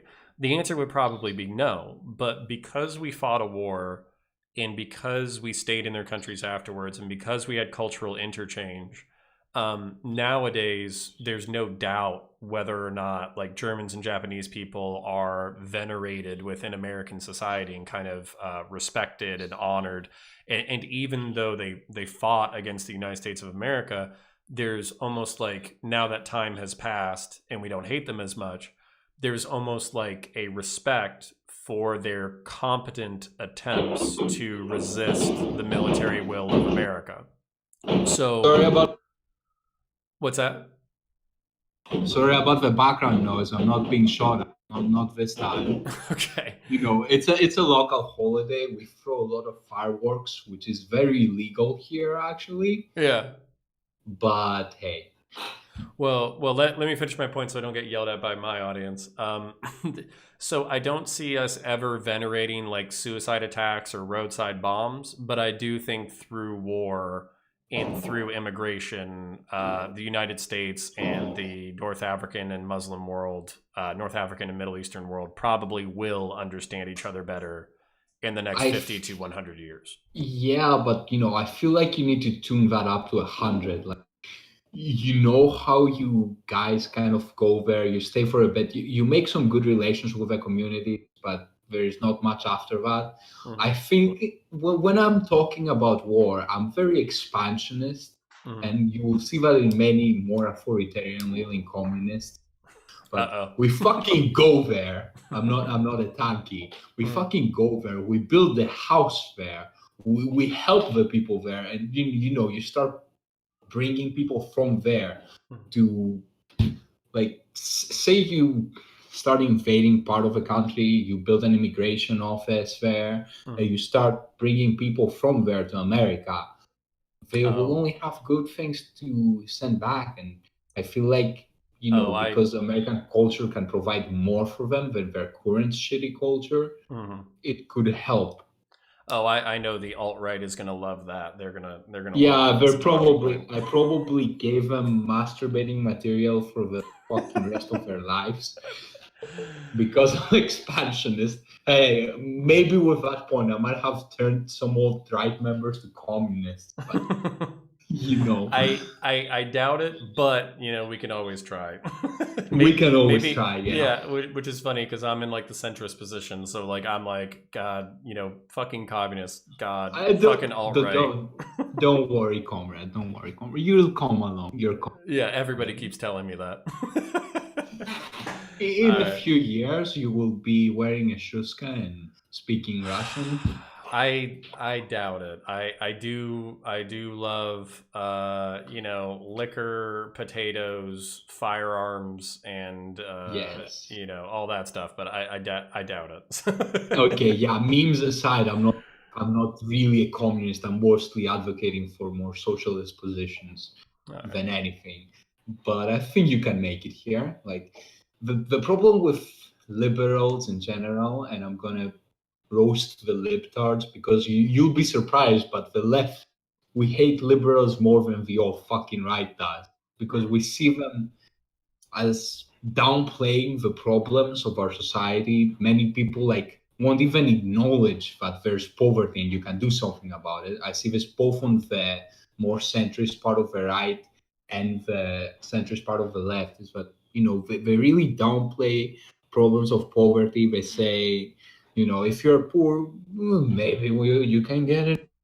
How about that? You try to explain to them it's not that easy, yeah. and there are all those factors that you're not taking into, and many of those people are not bad, but it's hard to make them understand. I'm like, honey, sweetheart, please listen to me.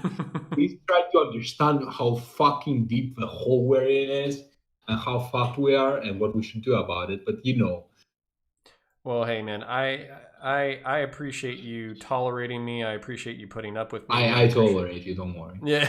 No, I. no, I don't even see you as somebody I have to tolerate. Like, Mm.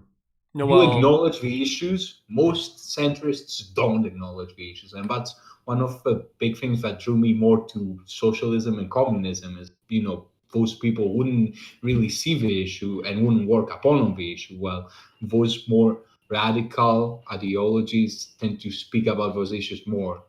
And I'm using radical loosely because I think capitalism, in a certain sense, is radical for the simple reason that, well, we talk about the deaths that have been in multiple wars, and I'm not downplaying them. Mm, Fucking Stalin was a traitor, if you ask me. He was an awful person, and he really fucked us over. And Mao as well.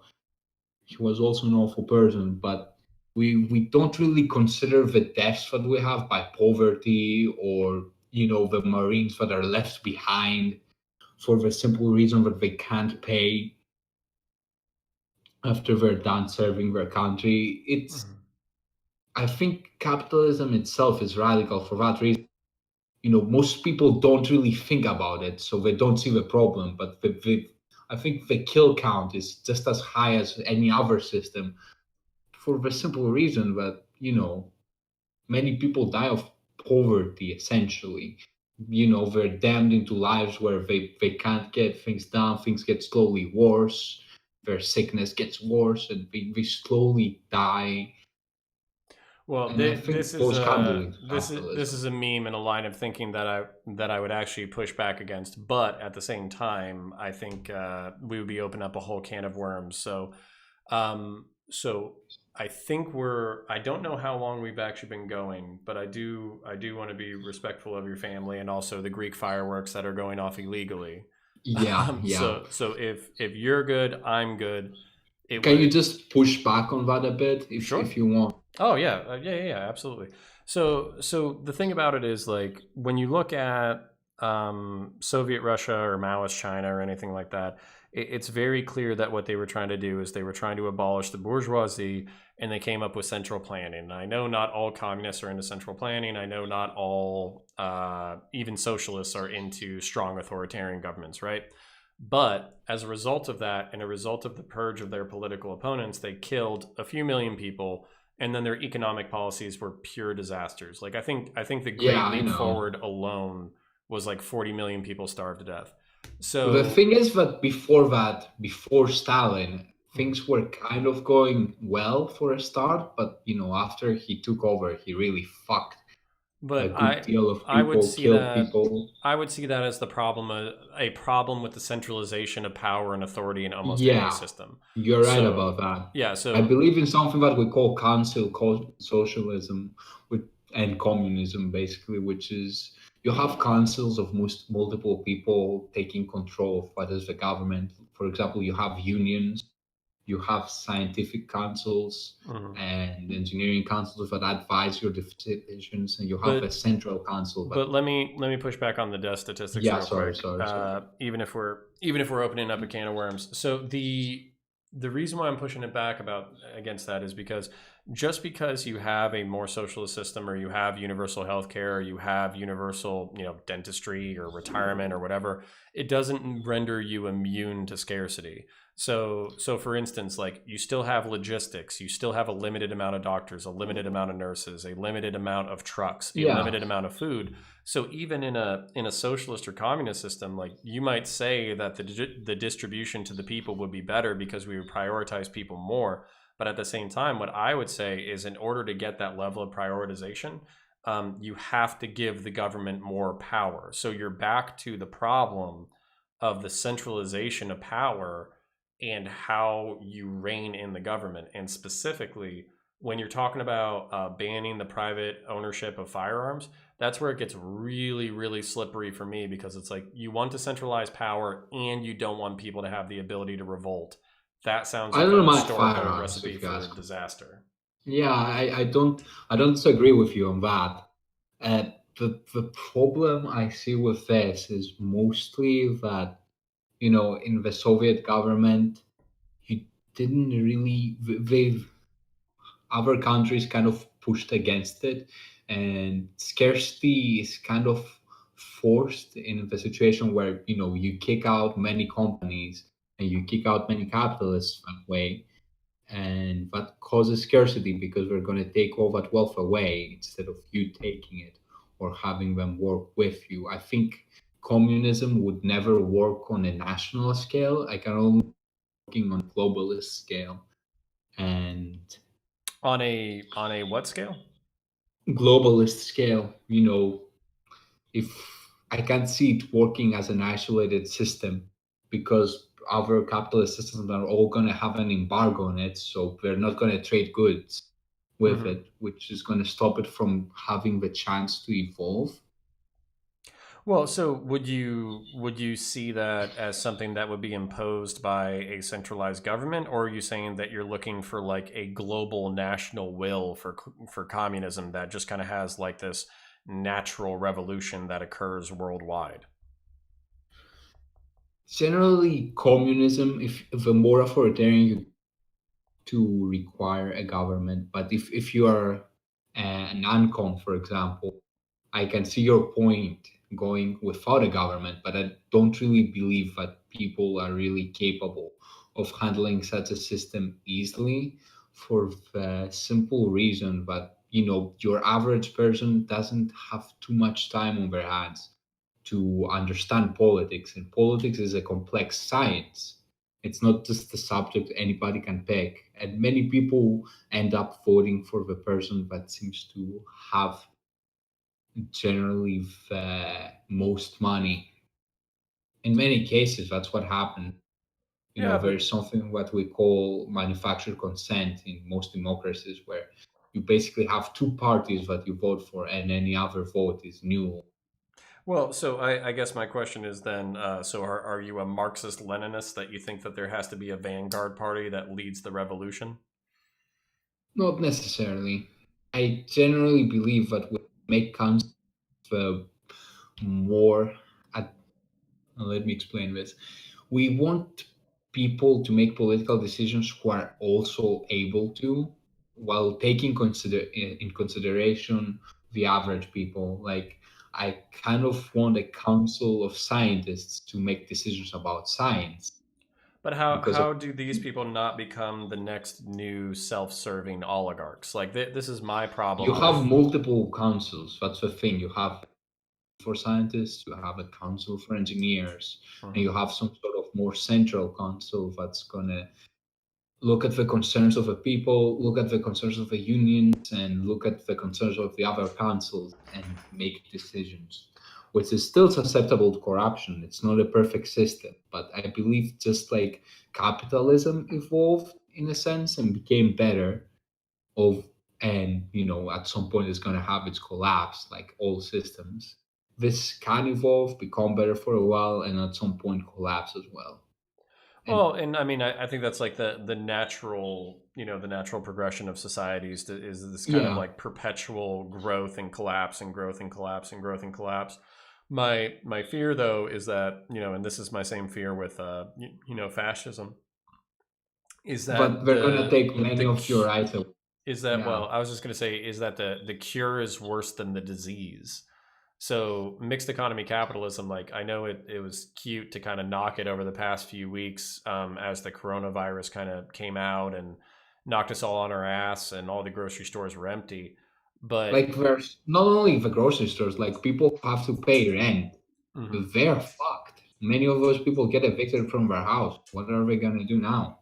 Well, but that's a thing too. Is I kind of feel like we're all on hiatus right now, and I would be more alarmed if I actually saw mass evictions, but I'm not seeing them because I think the landlords know nobody has money, nobody is employed, nobody is The thing working is right that now. people still get kicked out. The thing is that you don't really see it, I, I, for the I was about simple to say reason. I don't think we've seen it here yet because we've literally seen 30 to 40% of the population not be able to work overnight.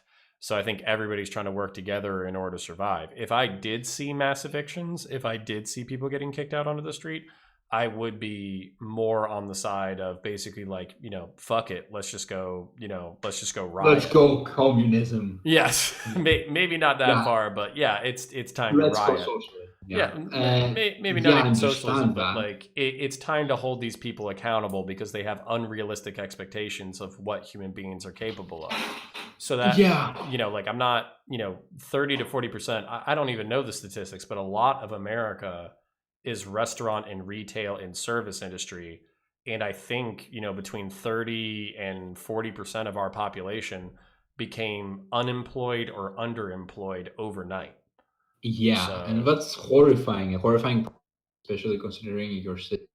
Like the destruction in America is worse than the destruction here. Although here people have been evicted and our conservative government is pushing for some pretty stupid things without considering the measures, not to mention that they have stolen the rainy day fund our previous more liberal government Mhm. had put in place. And they recently got called out for that, and oh, will you, it's not time yet. And everybody knows they've probably stolen it, and they're probably going to spend it on some beach in Hawaii. But here things are worse when it comes to government than you guys. And I tend to see evictions of people and pushing them to the street more often. I think it happens there too, but you generally don't see it as often because the media doesn't really talk about it. It's mostly something that you see in the street. You meet people that are homeless and you talk about it.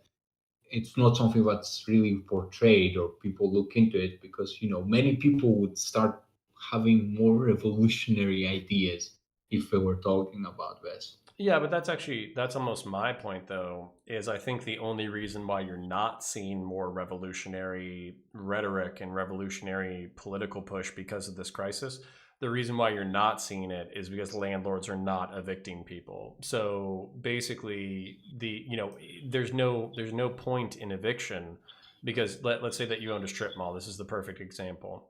And you have a whole bunch of businesses that are not paying their rent right now. If you evicted them, there is no new business that's going to come into you Yeah, because you're fucked everybody. long term. Yeah, and But it's the same thing with the apartment complexes right now. If you evicted your current tenants, there's no new tenants who are coming in because 30 to 40% of the population is not working right now. So there's not this backup of bad faith tenants who are, they could work but they don't want to. It's yeah, literally the entire economy being temporarily frozen while we're waiting on the crisis to, maybe not pass, but be a little bit better than if we just opened everything up and gave everybody COVID overnight and then we literally killed like a few million people. yeah. So Can I I make actually, some quick points before I go to that? Because well, all I was going to I'm say is I think mixed economy capitalism has actually been pretty resilient. Now, ask me that question again in June when all the Trump money runs out and people don't have grocery money. Ask me in June if I think mixed economy capitalism and American republicanism is as resilient as I say it is right now. Because in June, okay. if people are not back to work, then people are going to start rioting. Don't worry, I'll ask you, and you'll probably respond with a Russian accent. Yeah, I think But yeah, everybody's hoping for that. I think my dissident right people are hoping that after the collapse, I'll I join don't really them and hope for. my. No, I don't really hope for this destruction to happen. I believe we still need some sort of revolution to establish human rights, mostly the Mhm. same way Enlightenment was. But I don't necessarily see. But it would be preferable if we don't have to paint the streets red to become more red. If you get what I mean. Oh yeah, and I think that's like the AOC and the Bernie position is let's move things politically, let's start a political narrative. Yeah, And I would say that they've probably succeeded with the Zoomer generation. Whenever you look at internet politics, they're either people who are they're either I mean I'm sure there's still plenty of normies out there, but I would say a lot of the internet political discussion has started between either the Bernie faction or the Trump faction, and that yeah. seems to be where the Zoomer political Demographic will is, yeah. is. Yeah. And a few more quick points for what you said earlier. The thing is that with capitalism, many people tend to care more about short-term profits than long-term profits. Hmm. And that's a problem because, many of the people who are high in positions in capitalism, they're pretty old. They don't really need other things to work for them to exist. So they're content with fucking us over and getting money quickly, which would in turn later on destroy their company, but they would get to live a very happy life Hmm. right now. And not so content with positions that in the very long term will generally make humanity better, help a lot of people. But right now they're not really gonna expect a lifetime. And secondly, generally tenants and people who are doing rent, they you make a very good and consistent point for why they shouldn't do that, and you're completely right. And that's the thing with many capitalists, you have lots of good points, but you don't take into consideration the human element of as much as I think you should, because many times people get panicked, they're gonna make more dumb decisions, or the thing I mentioned earlier that they don't really care about long term, or they mostly care about being able to, I don't know, fucking get their dick sucked by a kid in Taiwan for a short trip. Yeah, I just and maybe this is my cynicism or my pessimism though. Whenever people start talking to me about centralized authority, and I know you're saying that you don't want it like in the authoritarian Soviet style, but at the Oh same yeah, time, we sure are gonna have problems with that, especially in the start, that's what I and was gonna it's say. susceptible to I corruption. I see all I see is a swap from free market or pseudo free market. I know you could say that it's just corporate oligarchs, and I'll probably agree with you. Yeah, But you get to pick your bad guys, right? You either have corporate oligarchs who are constantly fighting with each other for power and are constantly trying to buy the political class in order to affect their will on the population, yeah, or you have a political class that's completely entrenched, filled with bureaucrats who never change, and at any time they can invent rules basically saying that you can't criticize them because you criticizing them is going against the will of the people. And so that's why, like, if you were really yeah. to You ask me are about my right. my primary criticism of especially authoritarian communism and fascism, it's the fact that at least with mixed economy capitalism and liberalism, you have the opportunity to critique. You have the opportunity to have long form political discussions. If you're in the United States of America, you technically have enough guns to burn the entire country down to the ground 10 times over. So that's where there's enough power still with the people, even if oligarchs completely run our lives, there's still enough power for the people where the government and our oligarchs are legitimately physically afraid of us if we start freaking out. Whereas authoritarian governments who basically control their population completely, like the People's Republic of China, they have an infinitely more powerful stranglehold on power that cannot be criticized. And as I believe technology you gets could. more, sorry, go ahead, go ahead. You're right about many of that stuff. I believe that we are choosing our bad guy, yes, but I think many of that can be circumvented with the constitution. And technology doesn't only go to them; it also goes to the people. And like, I don't want to see Orwellian governments either, but I think if a government is not necessarily good, and does some shady things, like your government does that too, our government does that too, Mm-hmm. but at least covers the basic needs that people have and maybe some of the more advanced ones, Mm-hmm. it's generally in the interest of the society for that to exist rather than not. For example, I would never argue that we should tear down capitalism if we have nothing other than that. But I think we have alternatives, and they would help more people be in an okay position than the system that does now. And the system right now concentrates too much power and resources on individuals. Like the same way that Bosch has said to people that would you like people to be able to have their own private nuclear missiles?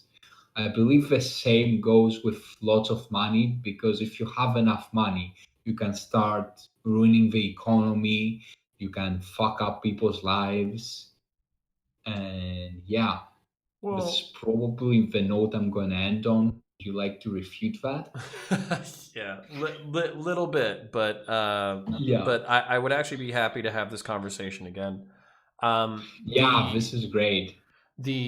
so yeah, so if I could have Scandinavian socialism or Scandinavian capitalism, where basically everybody works their ass off, everybody gets taxed between 30 and 40%, but we all have generous social programs, we have high quality universal health care, we have high quality social programs, paid maternity and paternity leave, and in general, most people are happy where they feel like they can work, 35 to 40 hours a week or 30 to 40 hours a week and support their families and also have good benefits.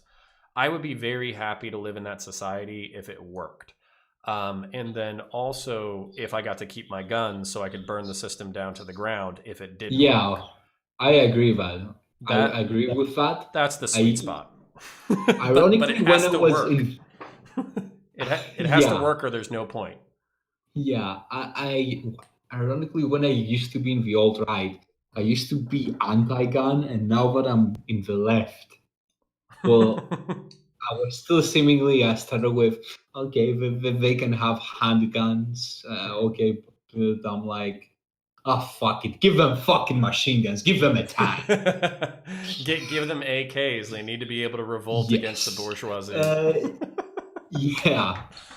But yeah, I think this was a great discussion. Mhm. You're always a great person to talk to. I really like watching what you make. And, even though I don't think I'm the most intelligent person to debate the positions I'm debating, nor am I the best figurehead for what I'm saying. I think it was an interesting discussion. It went in many places. And if you would like, so we could probably do this again in a few months. I don't Absolutely. know. Absolutely. So, no, it was very interesting and a sincere pleasure to meet you. I'm happy that you've, transcended gender. Maybe one day Yeah, yeah. we can all aspire to One be. day you can all become gender transhumans. Like you will transcend humanity in all ways. Maybe one day we will all be they. So, no, You no. can no longer call he, she, or that. Call me it. I am a tool of war. I am a machine of communism. Oh No, I'm god, kidding. no, but Yeah. it was very fun. I think you're an interesting and pretty unique person. I get that a lot. I'm very happy to have a conversation again in the future. And Yeah. it was a pleasure. I wish you well in your endeavors, and Thank you very much. don't be a stranger. Yeah, it was great. I will look forward to talking with you again. I might drop some DMs and at some point we do a second one of those. But yeah, this was great. All I right, think I also took some stuff from you. I feel like I learned some stuff better. I cool. think you also made some way towards our position. Mhm. Am I right, comrade? Well, yeah, I think getting me to admit that I'm okay with Bernie economics as long as it works. Yeah, That's probably a slight departure from where I was when I first started this whole program, but it has to work, and I have some concerns, and I think that's yeah. my centrism coming out. So- Yeah, I have concerns for things too, and I think you are right in many of your concerns, Mhm. but I feel like it will be a lesser problem. But yeah, this was great. Thanks again. See you around. No, sincere pleasure, and I'll speak with you soon. Bye. Bye.